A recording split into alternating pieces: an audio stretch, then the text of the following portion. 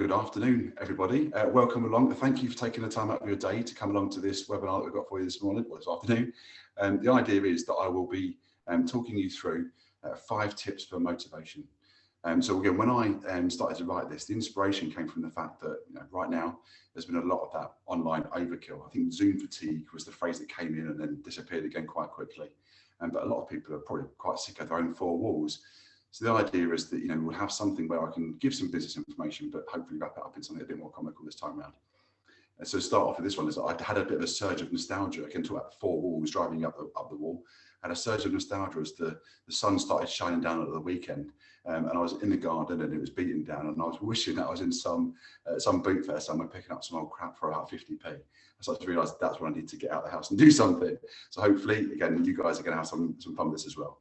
But again, the point, like I said, is to bring 5 tips for motivation, but nicely wrapped up in some kind of attempt at a poorish stand-up show. But they're not so poorish. I could do myself down and not even started. But basically, it started to dawn on me as I started to find inspiration and get some gags and things lined up. I haven't done that before, and it's a phrase that you might find in the business is I started to get that imposter syndrome and started to feel pressure that I now need to make people laugh because I've said I'm going to. So when I started scaring them, it kind of hit me that jokes are a bit like farts, and who doesn't like a fart joke, but they're a bit like farts. If you try to force them, then they're probably shit. So hopefully you're going to find that this level of comedy is right enough for you, that it works and helps you out. But ultimately, I'm a business coach, so that's what my job is. My job is to help people to create a business plan and then help them to find a way to actually achieve it. And again, workplace motivation is a really, really big factor in that one. So the idea is to bring some of those tips to life and help you to hopefully bring some motivation to you. And again, potentially share with your business as well. So we're moving now to tip number 1. And again, have fun. It's almost like I've scripted this, and those are keen-eyed amongst you can see I've got an iPad with me today, because I want to make sure I'm delivering the right ones. I'd normally go a bit more free format, if you like, but today I'm actually scripted more. And again, you'll see that the world just seems to have gone a little bit serious at points. So there is so much serious work that does need to be done. And again, I don't want to be like the Joker in the pack. It's easy to get into that mask of things that go on, but there is still a capacity to have some fun. So much so that you could even go the full David Brent experience, which is, again, I don't want to go down that route, but know your audience, which again makes me smile a little bit, because knowing your audience, there's a webinar and I can see a little green dot on my camera.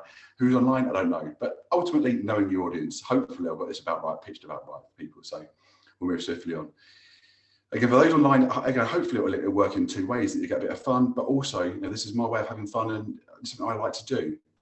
But again, I'm a massive book reader. I'm not a massive book reader, but I do enjoy very literal jokes.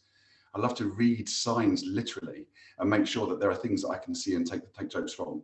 But my favourite sign out there is heavy plant crossing. And again, every time in my mind, if I see a heavy plant crossing sign, I want to see, just as I drive around the corner, a huge banana plant just shuffling out in front of me. I don't know why it makes me laugh.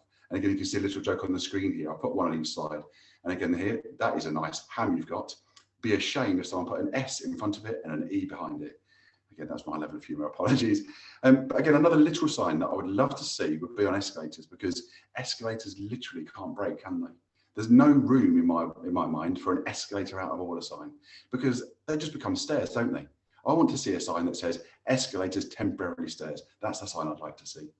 Go on, another couple of quick one-liners for you. So do you know what gives you butterflies every time you buy them? Caterpillars. My favourite from many years ago. A man walks into the bar. Ouch. Knock, knock. Who's there? To who? To whom? Okay, the last one on this one. So Buzz Lightyear. What did Buzz Lightyear say to Woody? Well, quite a lot. There were 4 Toy Story movies. So, and again, with all that on in mind, again, there is a lot going on in the world. So it's nice to take a bit of time out and help out where you can. And again, from my side of things, it's brilliant that people can still move house. It's really good that my sister recently, she moved house and I helped her. I was able to do that. But then afterwards, she told me that I should make myself at home, which I did. I threw her out because I don't like having visitors around. The other day, my other half, she asked me to pass her a lipstick, but I accidentally passed her a glue stick and she still isn't talking to me. So I'll close this down. This section, tip number 1, I'll close it with a little bit of wisdom. And this is, it's quite a serious one. If you give a wise man a match, then he'll utilise that match and he'll keep warm for a few hours. However, set him on fire and he'll be warm for the rest of his life. Moving on to number 2, tip section number 2. And this is again now about, to go the right way, Number two, I didn't explain the greenhouse behind me. So again, the joke's on me. The first joke was on me because behind you, you can see a greenhouse that's meant to be outside. And we had a bit of a disaster last night. We've got a bit breezy, so the greenhouse fell over and it's made its way inside. I thought I'd bring it to show you how overly keen I was to get some planting done. Anyway, number two, painting the big picture. So again, with my business coach hat on, it is about creating that compelling vision of where your business is going, and then painting that vision for everyone to see. And again, that's for staff to see, for customers to see, for clients to see. It's really, really important. If people know where you're going, they're really vested, they have an interest, they'll stay involved with your business and want to help out. But again, I started the year 2020 with so many plays on words about a 2020 vision. I was going to smash it all over social media, and that went south really, really quickly. And again, you can see again the little joke on this one. Have you finished painting the porch? Yes, but it's not a Porsche, it's a BMW. And again, anyone who likes and knows me, I love my cars. That's a great one for me. So again, when you look at the concept of painting the picture, though, it's totally true. If you've got targets to aim for, you're more than likely to hit them. So I'll paint a little picture for you now. Imagine the scene, we turn up, it's the Olympics, and we're having a lovely tournament, and the archery team are getting ready. They've decided they'll take a few shots to sort of warm themselves up, and then we decide that we're going to put the blindfolds on them, hit the lights, and they can't see anything and start firing away. Again, a target, something to aim for. They're not going to get the bullseye every time, but if they target it at it, they're more likely to hit it than in a blindfold in a dark room. Although, to be fair, that does sound like a late night comedy program from Channel 4 in the 90s. And I wish I knew about the power of setting targets when I was younger at school, because I actually enjoyed the business study side of things, and I should have gone and done it at GCSE, but didn't, because I was really good at doing sciences. There you go. Comedy, it's all about a delivery, okay? And delivery, I've just had a delivery from DHL, I think. Never mind. The next one. So again, all about the delivery. I used to like business studies, but ended up doing sciences instead because I was good at those. But I studied chemistry at A-level, and I did think about writing a few jokes about the periodic table, but I didn't really do so well at the subject, failed the exams, so I realised I probably wasn't in my element. I did love biology though, and biology was again something that I really enjoyed. I loved the parts and the concepts of biology, and really did well at GCSE, but when it came to A-levels, moving to a different school, it just didn't work out for me. Slightly out of my level when it came to doing A-level biology, but I do have a biology joke for you there. And do you know what it is that makes you smile? Your face muscles. Anyway, back to the picture painting. So make it vivid. Make it something that you connect to your business. Make sure that it's something that, if you just say, I want to be the best in our class, that doesn't really help anybody. It's just a bit dreary. It's been done to death. But again, trying to paint that picture that people can understand and buy into. And again, I think, a good artist that I saw, or someone that is good at getting people thinking, is Banksy. And locally, we've obviously recently had a bit of artwork in Nottingham, but I'm not sure if you saw. But his artwork has been taken away now. I think it was sold to a private gallery or something. Probably because there's too much traffic going down there, it's just completely ruining what's going on. I don't know. But it was a girl with a bicycle tire around her waist. Again, I'm not even sure if it was his, because with the bike that was chained quite closely nearby, it looked like it might be more of a Michelangelo. Anyway, thinking back to the old boss, you must have had one. So there must have been a boss at some point, or you've been in an interview process where someone says to you, so where do you see yourself in 5 years' time? That's the sort of thing that you should be asking your business. Where do you see a business in 5 years' time? So you can tell people and paint that picture to them. Although if you think back to a crisp day in 2015, sitting there wide-eyed and bushy-tailed, ready to start a one-to-one with your boss, and that question comes out, where do you see yourself in 5 years? If you'd have turned around then and said, I'm going to be sad, lonely, I won't see my friends or my family, and I'm not going to go to the pub, they probably wouldn't have believed you. But anyway, tip number 3. So we'll move on now. And this is the one where it's a kind of, again, a bit of a play on words almost, a bit of tongue-in-cheek. Overpraising people. Now, the concept of overpraising people is something I would not recommend in the slightest, but in this sense, I'm on the concept that we're British because there's potentially a British joke in here somewhere. But the idea is that we are British, and our mindset is that we don't like to give too much praise. This is what we do. 5-star reviews are uncommon. In fact, I actually read today that you can buy online 5-star reviews from Google, or not from Google, but via Google to get 5-star reviews on there. So we just don't do it too much. Part of what I do for my coaching is that I ask every client at the end of each session to rate the session out of 10. And the only reason I ask for that is because I want some genuine feedback. I want to know how things have gone, because I want to know how I can improve, how I can get better, or it's something that they've done, how can they do something better? So the idea is there that we want to make sure that things get better. But the number of times I hear, well, I'll give a 9 because I just can't give a 10. We just don't do it. So it's not like we're afraid to people, not like we're afraid to praise people. Who remembers sitting on an airplane and we start clapping the pilot for doing his job of landing an airplane? We used to do it, but that's what we can do. But we don't clap, maybe I should have done, we don't clap the postman or the DHL man for delivering, do we? So, we could do that. But although I will stop the line of clap related jokes because that could potentially get me in trouble at some point down the line. But we do, again, as British people, we do tend to err on the edge of caution when it comes to offering praise. Some things will make a big difference though. It's not like I'm saying you need to fake it, but it does need to be told. If someone's done a great job, you should let them know and stop being so British. And again, we're like coconuts, aren't we? The British, we're hard on the outside, but we can be a bit sweet once you crack us open. But we're also like a coconut. We're also found full of alcohol and holding an umbrella a lot of the time. There we go. Nearly the end of tip 3 and the first joke about the weather's coming. You see again on the screen here, you'll see the bartender joke. The bartender says, "We don't serve time travelers in here." A time traveler walks into a bar. That still makes me chuckle. About 5 times I've read that one out loud. I still like it. And again, the joke on the screen, you can see is travellers with an L, 1 or 2. Anyway. So the British culture side of things it's very difficult to not bring a joke in about queuing, isn't it? So I was told also, or I was informed that the word queue is actually just the letter Q with 4 silent letters, but clearly it isn't. Those letters aren't silent, they're just waiting their turn. All right, okay, so now maybe put down your cup of tea, put down your cucumber sandwich and pass a little bit of praise around and we'll move into tip number 4. Responsibility. So take some responsibility, and ultimately, again, as a business owner, the buck stops with you. But if your results aren't where they need to be, or your team isn't doing as well as it needs to be, then again, that stops with you. But at the same time, if your team's a bit stuck, or if you're a little bit stuck, then try and give people a bit of a boost. You can give people a bit of a boost by giving them some extra responsibility, or potentially taking a bit of the responsibility away and passing it around. Don't do the sort of thing where you take responsibility away and undermine what people are doing, but certainly passing things around and refreshing responsibilities is also really, really good. If you're in the recruitment process though, and you're looking to hire somebody, don't go through the interview and then say to people, look, we're looking for responsible people. And they reply and say, well, I'm your man. In my last job, whenever anything went wrong, they said, I was responsible. They're probably not the person for you. So again, hunting around for responsibility gags wasn't really that easy. So there's a lot of Spider-Man references about where great power comes with great responsibility and gags on that one, but they've probably been done to death. I do like a bit of Marvel superhero type of stuff, and I really do wonder sometimes if there is a greater force at play anywhere. Scientists tell us theories about global warming and things, but maybe what about if that's a greater force as well? What if aliens are actually responsible for global warming, and perhaps this is just their way of breaking the ice? Okay, sorry for that one.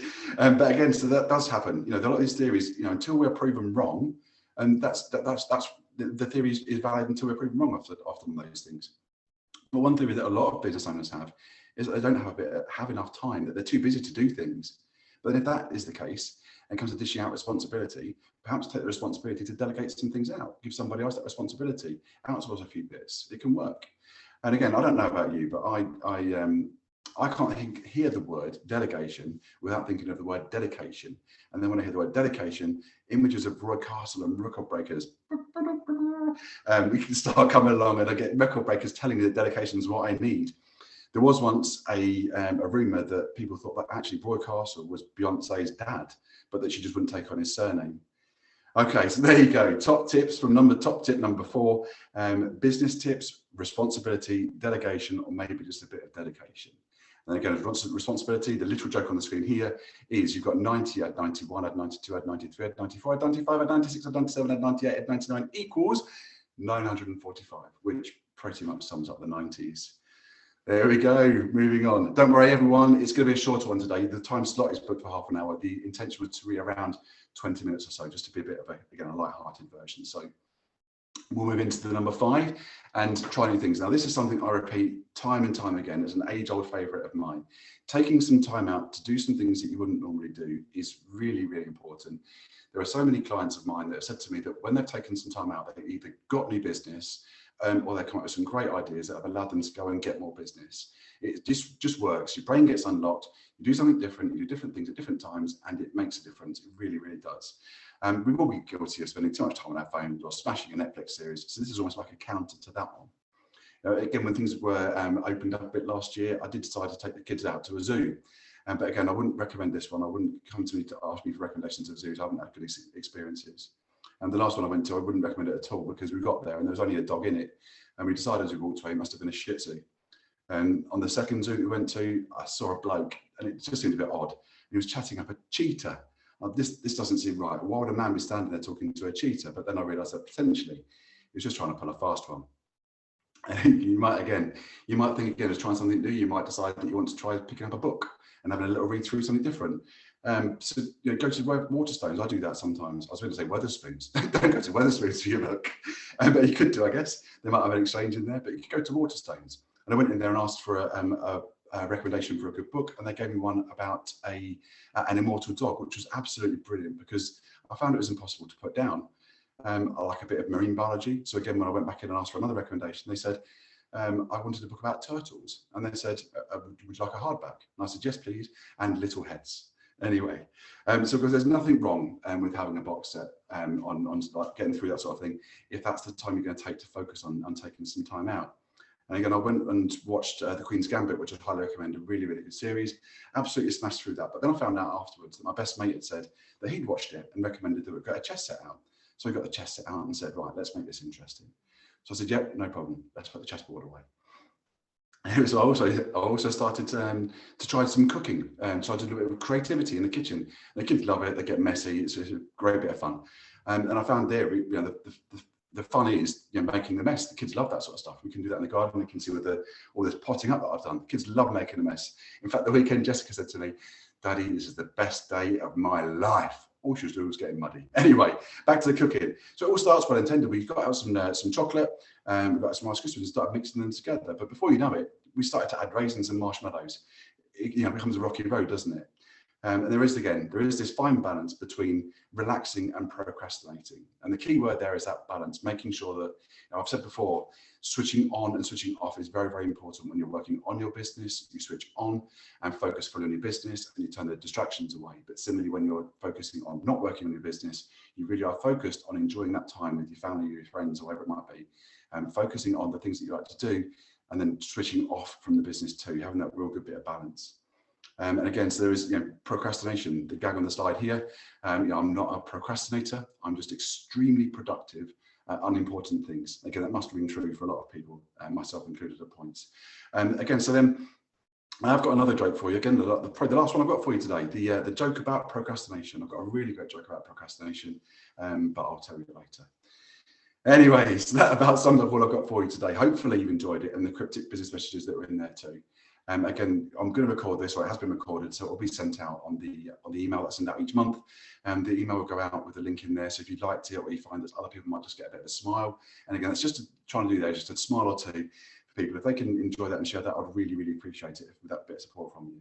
But as a little plug for the sort of thing that I actually do, again, I'm not going to go too much on this one, but on the right-hand side of the screen, you'll see the ways that you can work with me. There is, you can take the tools from me. I give business planning tools. There are other task management tools and things that I've got that you can have free of charge.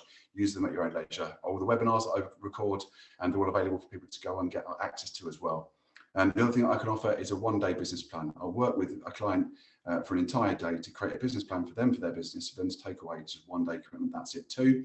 And then after that one, the most popular one, certainly during lockdown, has been when people want me to work with them to build that business plan. And then we meet regularly to make sure that that's actually being delivered each time. Also, it's at the bottom of the screen, or sorry, on the left-hand side, the usual social medias. If you haven't already connected with me, then feel free to connect with me on those ones and find me on there. But a plug for what I'm going to do is a new offer. It is just going to be launched. It's the first time I've spoken about it publicly today, but in April, it's my business birthday. The business will be 2 years old, and I'm offering totally free coaching sessions, 30 to 60 minutes per client, for anybody to talk over anything that they want that's going on in their business. It's completely free. And the idea is that there will be an absolute strict no sales obligation process to this. I didn't want anybody to feel they've been sold to any of these. It's a gift from me to you to help you with your business. And the idea is that if you want one of those sessions, you have them. And if at any point you feel that you're being sold at, then you walk away. And again, if we go online with this one, again, feel free to just shut the laptop down, walk away, and there's no further obligation on it. So that wraps me up for today. Hopefully you've enjoyed yourselves and had a bit of fun. Like I said, I didn't have any preloaded questions come through this time round, so I've not got anything coming through. But I'll open it up now back to Jordan. And again, for those that aren't aware, Creations Marketing helped me to set the webinars up and help me to push it and market these out to people as well. So massive thank you to Creations and to Jordan and to Claire for helping with this one. But Jordan, how are we looking? Does anything come through that needs a question? No questions today, Lee. No, perfect. So again, I wanted to leave this one nice and quick and short for people to just take away and digest it. So again, feel free to close this one. And thank you all for coming. Thank you for participating, and hopefully speak to you all soon.